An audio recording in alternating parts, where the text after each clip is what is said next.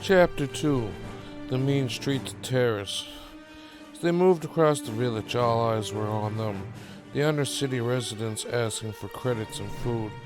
Finchu would give what spare credits he had to the beggars and some of his rations. Brando would joke, "You're causing more harm than good," with that gesture of charity.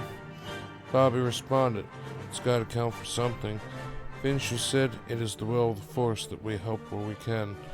A man in a bright-colored shirt with brown skin and dark hair stopped them as they got close to the end of the village. The man said, "Strangers, please stop for a minute. I notice you lent aid to my people." Fincher responded, "Yes, we try to help where we can." The man then said, "I am Scott, the closest thing we got to a leader around here.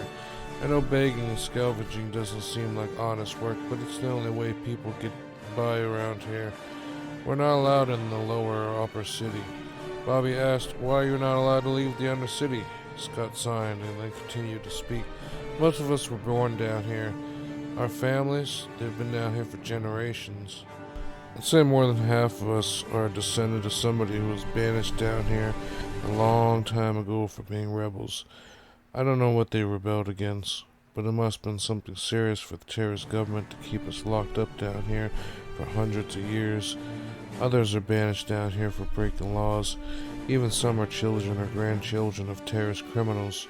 We try to focus on survival and keeping people from turning on one another." Brando looked at him and said, "Terrace has been known to be harsh on their criminal punishments. They pretend the undercity doesn't exist and that the lower city is another planet of its own. Most they prosecute are from the upper city or people caught slipping from the lower city. Justice system has really been falling apart for hundreds of years and failing people. History seems to always repeat itself on Terrace. It is stuck in a loop." Vinci asked with a sound of concern in his voice, "What can we do to help your people?"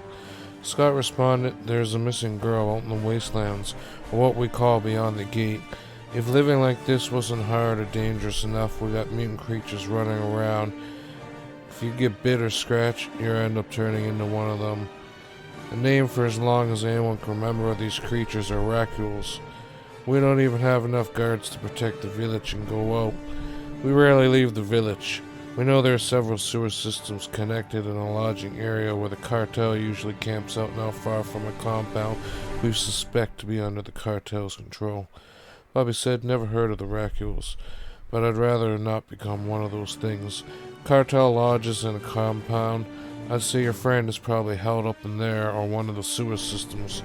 Brando chuckled. "I wouldn't doubt it. I've heard some of the gangs loyal to the cartel have been kept up in the sewer pipes. They seem to be the only ones with enough guns to fight off the racules." Vinci said, "What is this girl's name, and why did she venture out of the village?"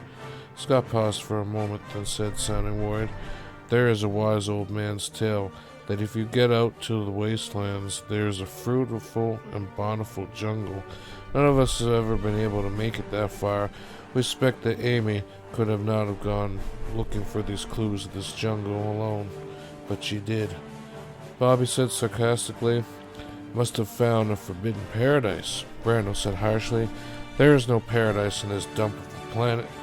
Vinshu took in what Scott said, then responded, "We will search for her while we look for our friend. We thank you for your time." Scott led them to the gate and told the guards to open up the gate. As Vinshu, Bobby, and Brando exited the village, Racule's scream filled the air, and the white, deformed, zombie-like creatures started to charge them. The guards of the village closed the gate in panic. Vinshu focused upon the force, using it to push one of the Racules back. Bobby and Brando opened up fire on the other two that charged them. Vinshu assisted as they gunned down the two Racules. The third, who was force pushed, came back, screeching, and was dropped by the blasted fire of their pistols and rifles. Brando said, "Which way do we go? We best figure it out before more of those freaks show up." Bobby took a look at the lay of the land and said, "Most moisture seems to be coming from the east, and most of the foot tracks that do not match the Racules travel west. I'd say the encampments or compounds are to the west." Vinshu also tuned in calmly. "I am sensing that Bobby is right." Brando said, "Let's get going then." Vinshu, Brando, and Bobby traveled west for 10 kilometers and would come upon an encampment that looked like it had been raided. The surviving Gamorrean lay on the ground, breathing heavily. It looked like something or someone had tried to eat him, as chunks of flesh and bite marks could be seen on him, his green pig snout bloodied. Brando paused and would not get any closer. Bobby held his rifle in range to headshot the pig man, while Vinshu moved in to investigate. Vinshu blessed asked the Gamorrean, "What happened here?" The Gamorrean spit out blood, then said, "The Raccoons. We thought we had contained someone, then a breach in our wall and hordes of Raccoons everywhere. The cartel could not defend the village. Most were eaten alive. Very few got away." The Gamorrean stopped breathing, then let out a powerful screech that almost tore through their ears. Bobby unleashed, blowing the Gamorrean's brains out. Vinshu signed and got up, then proceeded to walk through the dead village. Bobby and Brando followed him. They continued down a path for another 15 kilometers, coming to a compound that was being besieged by a horde of Raccoons. The outside platform was loaded with Raccoons, as one part of the horde was trying to beat down the metal gates of the Undercity's compound. There would be 2 turrets that would engage when the bedrock starting to mow down the hordes of Raccoons. It would manage to take down half of them before the gates were beaten down by the Raccoons. Raccoons charged inside. Vinshu, Bobby, and Brando moved to another outside platform, stepping over the bodies of the deceased Raccoons. As they entered the compound, they followed the bodies, coming to the main control room where a surviving Twi'lek technician was standing with a blaster pistol. Blue Twi'lek man said, "Are you cartel goons? Everyone's dead, not a single survivor here. Best chance is going into the sewers. I had the Gamorreans build a bunker inside the main sewer system." Brando pretended to be a cartel guy. "We will go to the sewage compound. Good job here. Tell the Hutts you've earned your pay." Brando patted him on the shoulder and walked off. Bobby simply nodded and continued to follow Brando and Vinshu. Vinshu tossed the Twi'lek the rest of his rations, then said, "For the trip back." Vinshu caught up to Brando and Bobby. Brando said, "Rest of your food? You Jedi or something else?" They walked back across the dead village and past the Undercity village, moving about 20 kilometers to the main sewer system. They seen a piled wreckage from the Opticon, which was covered by Raccoons.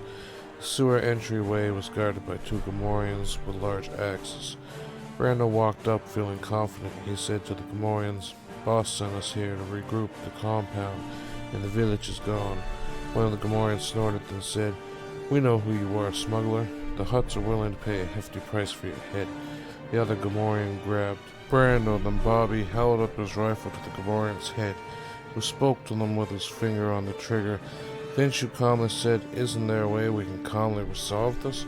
The Gamorrean who grabbed Brando began choking. Bobby yelled out, "Release him, or your buddy gets it." Vinshu would use the force to slide open the door to the sewer compound, which revealed a ladder, which went underground. Vinshu hopped down using the force to guide him, while Bobby and Brando wrestled with the Gamorreans.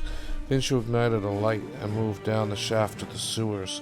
When a Raccoon charged him, he dodged it and used a force grip to pick the creature up and drop it off the ledge into what seemed like a bottomless pit.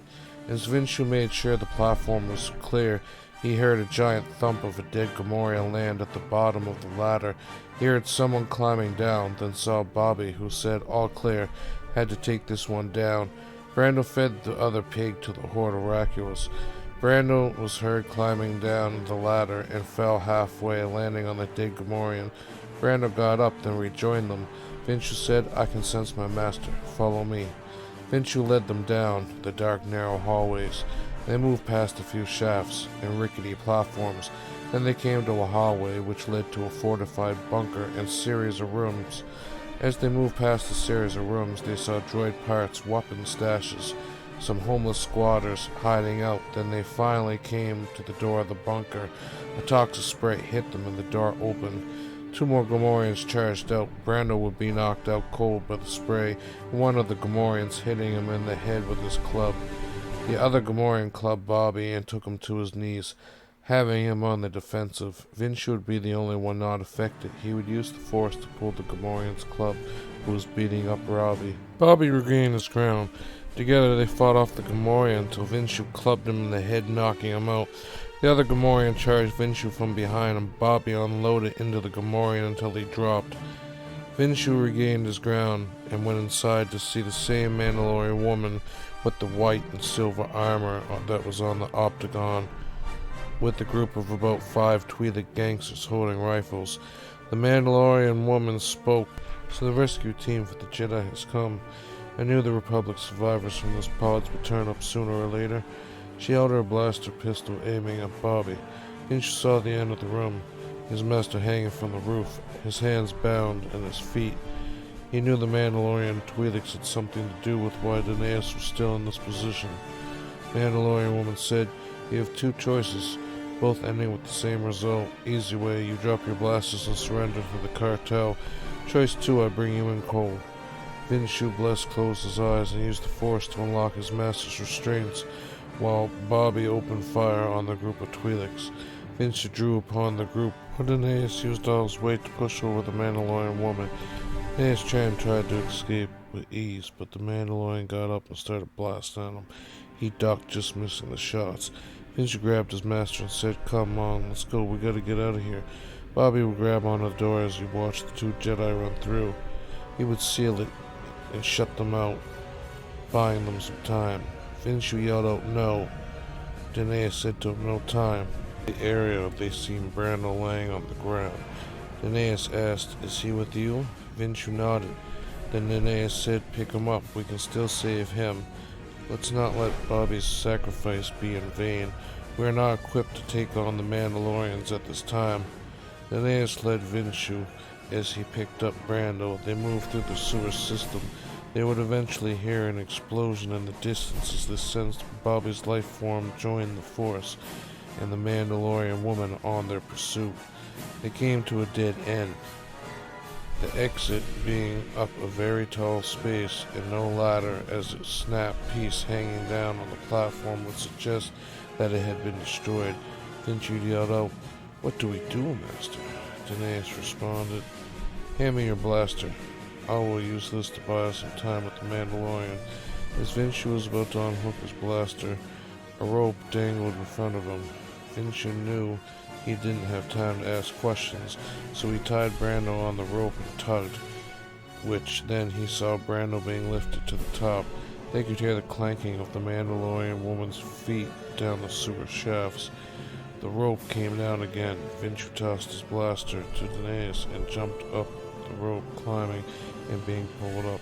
As the rope came down again, Daenerys grabbed it and saw the silver shine of the Mandalorian woman's armor in the distance as he was being pulled up by Vinshu. Daenerys exchanged a couple shots with the Mandalorian, who would watch him disappear. When Daenerys got to the top, he saw Vinshu standing with a blonde female who seemed to be a young girl, maybe about 10 years of age. Vinshu said to the girl, "You must be Amy." Amy nodded and said, "I am. I take it to the village is looking for me?" "I'm doing okay. I found old logs of Undercity adventures. There's a map to the jungle." Daenerys responded, "We'll have time to share and fill in the missing blanks.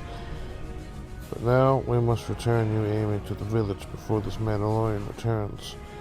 Vinshu nods. He picks Brando up, then follows Amy and Master Daenerys. Daenerys follows his senses to find their way back to the Undercity village. When they arrived, the gate was opened, and they were met with cheers to see Amy's return. Amy would run to Scott and said, "I have found the logs of the people who ventured out to the wastelands. There is a jungle path to the north and eastern wastelands. The stories are true." Scott would take the logs from Amy, then said, "We'll carefully study these, but good work, Amy. We are just happy to see you back in one piece." The celebration only lasted for a few moments as the wave of Rakdos descended upon the village, breaching the wall and gate. The guards were too scared to fight, cowered behind the gates. Brando woke up and seeing everything that was going down, he started to panic. He came to his feet and pulled out his blaster. "We got to get out of here." He turned around and then said, "Wait." Who is this? Where's Bobby? Fincher replied, long story short, Bobby sacrificed himself. We rescued Master Danaeus and saved Amy. Now we got a horde of raccoons and a Mandalorian trying to kill us. Master Danaeus grabbed a metal pole from the salvage pit and said, let's help the villagers. Fincher drew his blaster, and the two of them went to the gate. Brando would gather the villagers up. He could not fight, and led them to a secure location, and locked it down, being the last line of defense. Outside, Danaeus had taken control of the guards, getting them to reinforce the gate and wall. They used their spears to pick off raccoons. Vinshu blasted which ones crossed through the wall that was beginning to collapse. As the wall fell to the ground and the gates broke open, a rampage of raccoons flooded the village.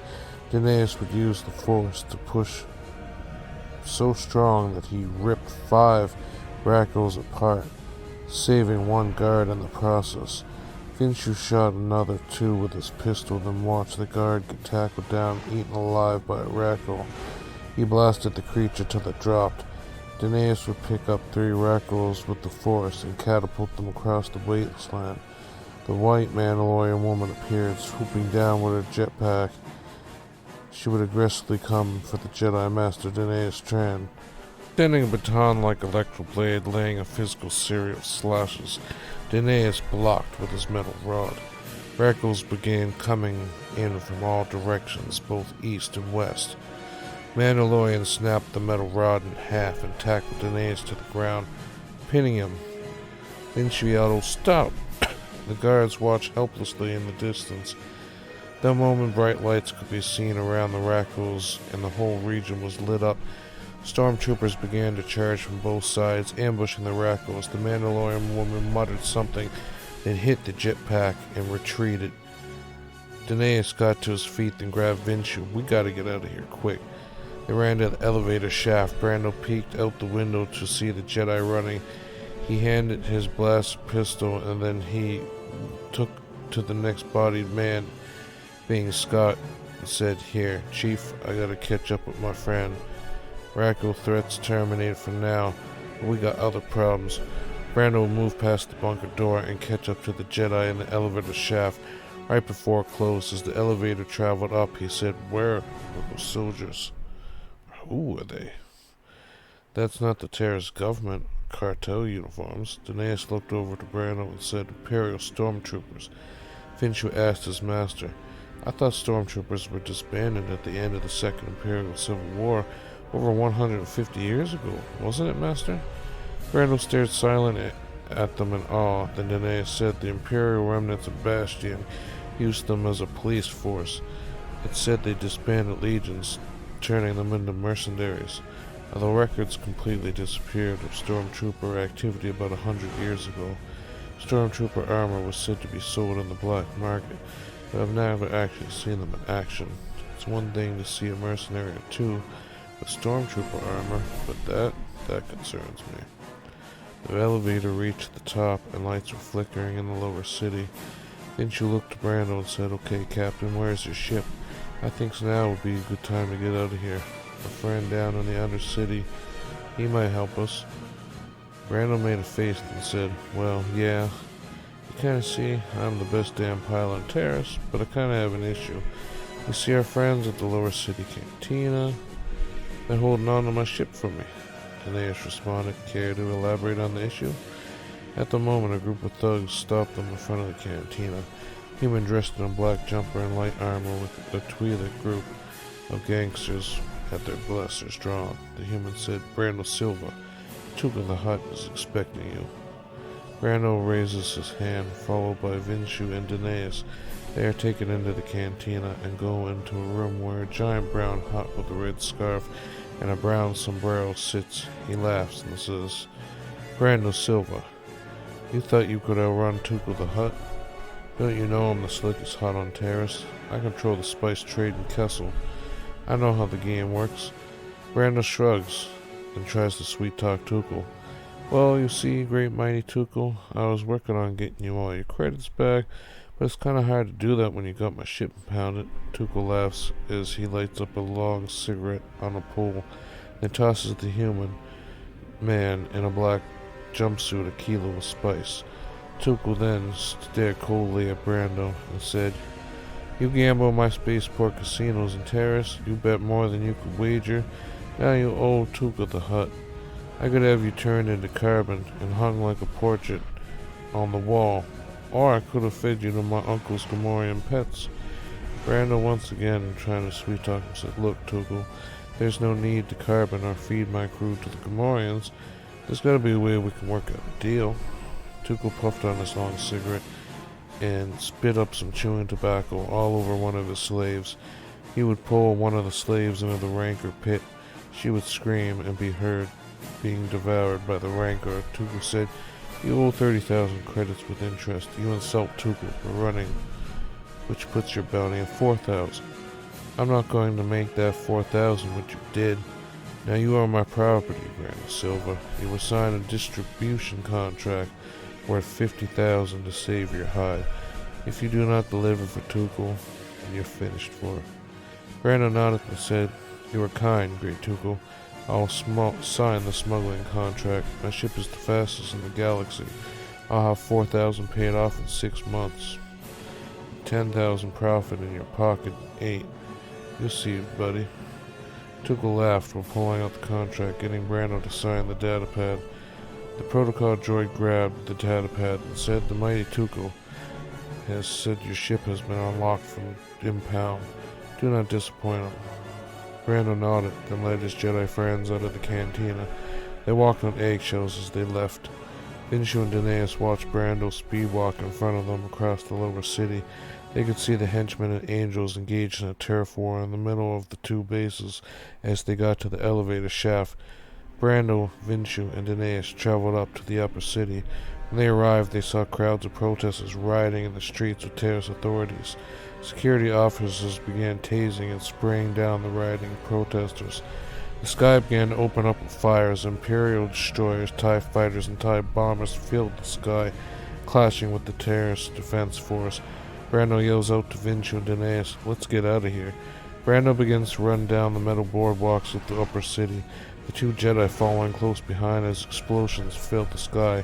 They run to the docking bay nearest and see a large Y2 2400 light fighter that was dark gray. Brando ran into the ship, followed by the Jedi. The landing ramp closed. The hangar opened up as the revolving door slid to expose the roof. Brando got into the cockpit. Vinshu took the chair to his left and Danaeus the one to the right, both being slightly behind him. Vinshu said, "I thought they stopped making these models." Brando said as he fired up the ship, "This is the last of one of these models, built about 50 years ago. I guess you could say it was a parting gift from my father before he went clinically insane." Danaeus responded, "I am sorry about your father. This is a wonderful parting gift, though. How do you pilot such a thing by yourself?" Brando had the ship powered up. A young boy with a light brown hair and tan skin took the co-pilot seat and assisted Brando lift the ship off. They could hear beeping in the background. As the ship left the hangar bay, Brando said, "You see, before I found your friend Vinshu, I came across this orphan and his droid in the lower city. Seeing as my former crew wasn't so lucky as me with Tuco the Hutt, I figured I had to recruit where I could. I was hoping saving Vinshu would pan out, but I didn't figure I'd get a crewman and a Jedi in one." Vinshu laughed and said, "I appreciate you helping me when I crashed, but I am a Jedi, not a smuggler. I'll help you while we're together, but for now, let's focus on escaping Terrace." The Corellian Y2 2400 glided up across the upper city in the sky, dodging colliding ships and trying to evade the Imperial attack fleet the best they could. TIE fighters flew into the Terrace defense force, Titan fighters, and old junky X-Wings. Brando said, "Okay, Andre, get ready to jump to hyperspace. I think I've got an opening." Young Andre would flick a couple of buttons and switches, then would reach onto a joystick. At that moment, they all flung back in their chairs as the ship jumped into hyperspace. When everything stopped, they flung forward. Vinshu asked, "Where are we?" Andre said instantly, "Looks like a gas giant, with 2 or 3 hunks of rocks floating around it." Danaeus shrugged his beard and said, "This is Kessel, the gas giant. It is a major orbital landmarker The rotating stone is on its moon, and the floating stone is an ancient prison, the largest spice distribution center in the galaxy. Brando said as he landed the ship, "Yep, Jedi Master nailed it. We're picking up Tuco Spice. We've still got a job to do, debt to repay." The ship docked, and Brando would exit the ship. Vinci looked at Aeneas and said, "We need to contact the Jedi Council." Aeneas nodded and placed a hologram on the table in front of them. They could see an elderly man with long white hair and a beard sitting in a council chair. He said, "Master Aeneas Tran and Padawan Vinci Blessed. The Jedi Council had failed the worst when the Opticon went down over Terrace. It is good to see you both alive." Aeneas Tran responded, "Yes, Master Elvin. The Opticon was taken out over Terrace by the cartel ships, which led us to crash in the system. Our escape pods were down into the city. We managed to escape Terrace before the conflict emerged." Master Elvin Maryland said over the hologram, "As you know, the conflict in Mandalore is only growing worse. A civil war is about to break out. Diplomatic attempts have gone sour. The Senator of Mandalore is being held captive by a group called the Crusade, some Death Watch cult group. There is a blockade of Mandalore, and we believe the Hutt cartel is back in the conflict." Vinci responded, "That would explain a lot, Grandmaster Elvin Merlin. We have to see a lot of cartel influence on Terrace as well. It is likely they were behind the attack, and we have seen a Mandalorian in their company. We witnessed some strange Imperial stormtroopers and an Imperial fleet on Terrace." The Grandmaster responded, "That is strange indeed. The Council will have to investigate Terrace when the crisis in Mandalore has eased up. It is likely these mercenaries are the Imperial Remnant and Bastion, but they've not been known to operate in Terrace or Mandalore." Aeneas nodded and said, "Should we return to Coruscant, Master Elvin?" Master Elvin responded and said, "Yes, return to Coruscant and meet us in the Jedi Council chambers to discuss things further. May the Force be with you both." The hologram came to an end. They could hear the ship being loaded in crates of spice. Brando had come back in the cockpit and said, "Shipment's ready. Looks like Coruscant we go. I got a buyer 1313. Vinci smiled, and so did Aeneas, who said, "Great, it seems the Force is with us. We are also going to Coruscant." Brando said, "Great. Let's get this show on the road. I've got an angry Hutt to pay off." The ship would leave the spice distribution center and prepare to jump to hyperspace once again. Andre looked up to Brando and said, "What's this thing called anyways?" Brando laughed and said, "My father called it the illustrious Condor. I think just the Condor is fine." The Condor jumped to hyperspace, moving and twirling to space and time, stopping at the city world of Coruscant in the center of the galaxy. They would arrive in the upper city docking yards. Aeneas and Vinci left the ship and would go towards the Jedi Temple. When they arrived in the great halls of the Coruscant Jedi Temple, they moved through the temple and traveled to the Jedi Council chambers, where the Jedi Council awaited their return. Aeneas Tran and his Padawan Vinci Bless entered the council chambers. They had seen the Grand Master Elvin sitting in the center chair, stroking his white beard.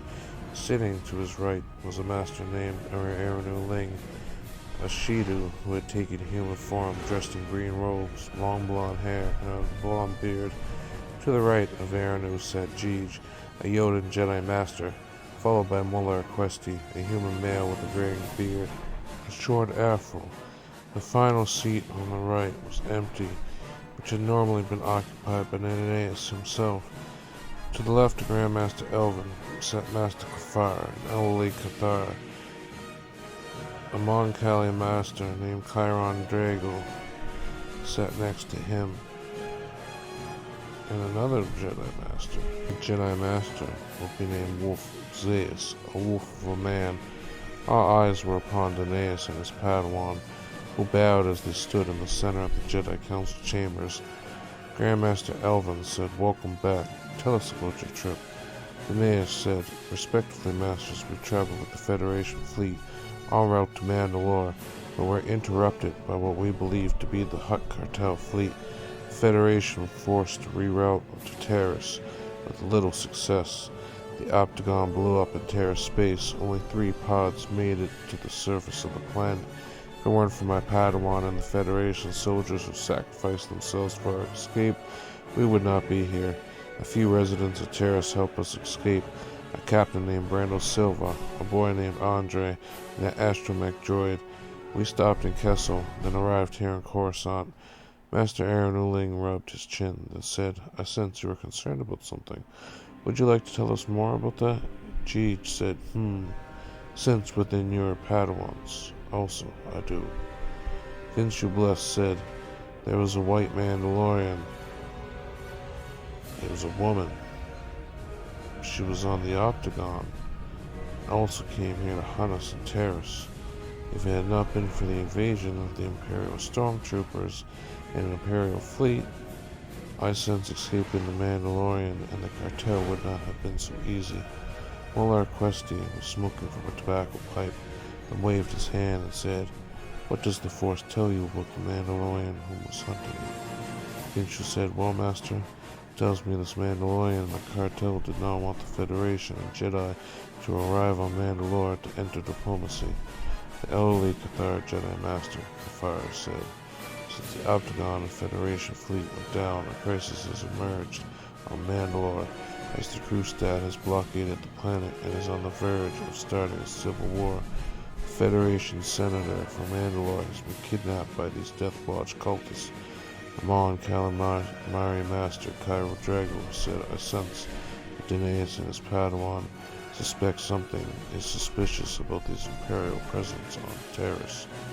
Dineas spoke to Chiron's comment, Yes, Master. I do not wish to jump to conclusions, but my gut feeling tells me that the Imperials we see on Terrace were either the largest group of paid Imperial mercenaries, or that the Imperial remnant has entered into alliance with the Death Watch and Hutt's cartel.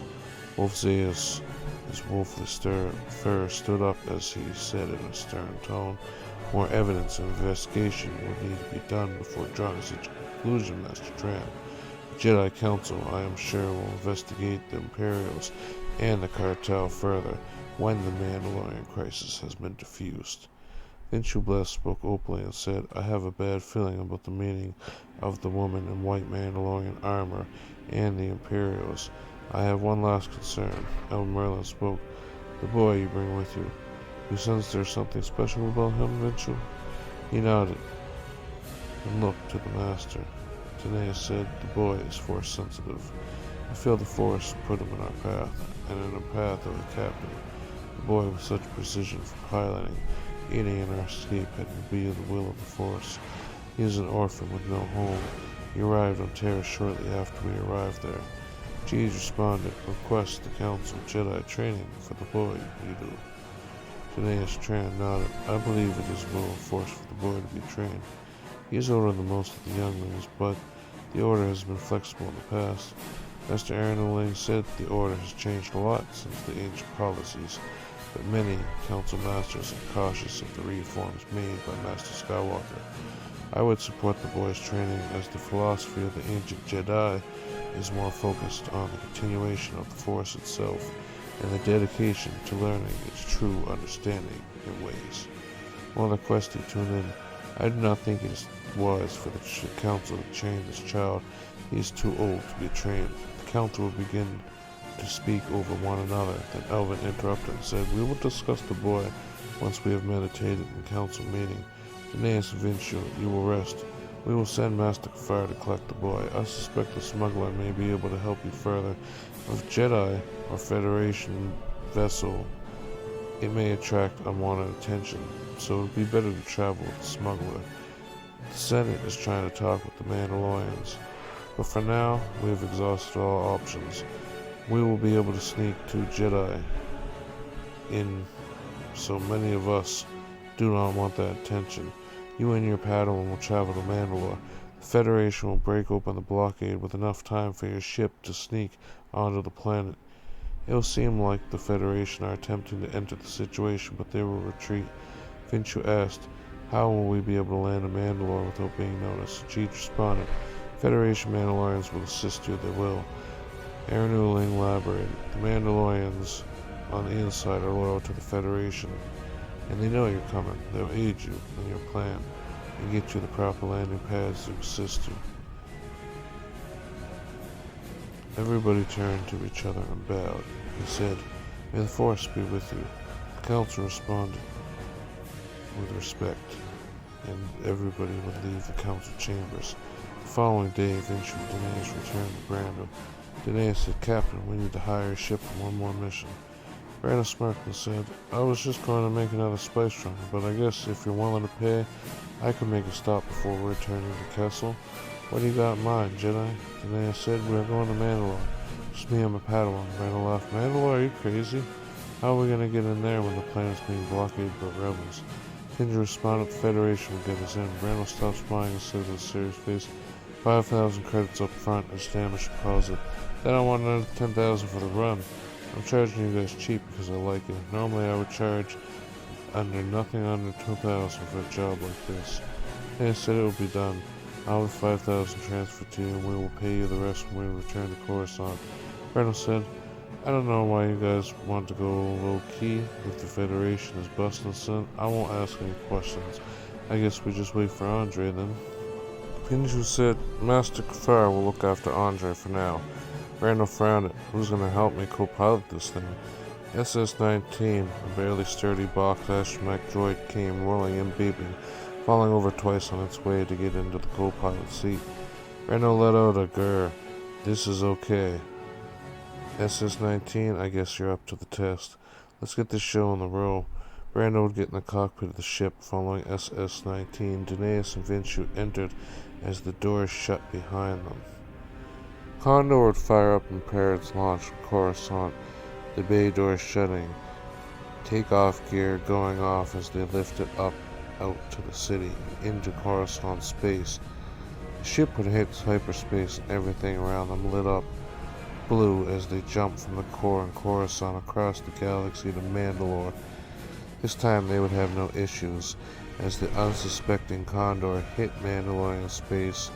It would stop right in front of the planet Mandalore, its space station, before the main blockade. Behind a fleet of Federation ships jumped into view.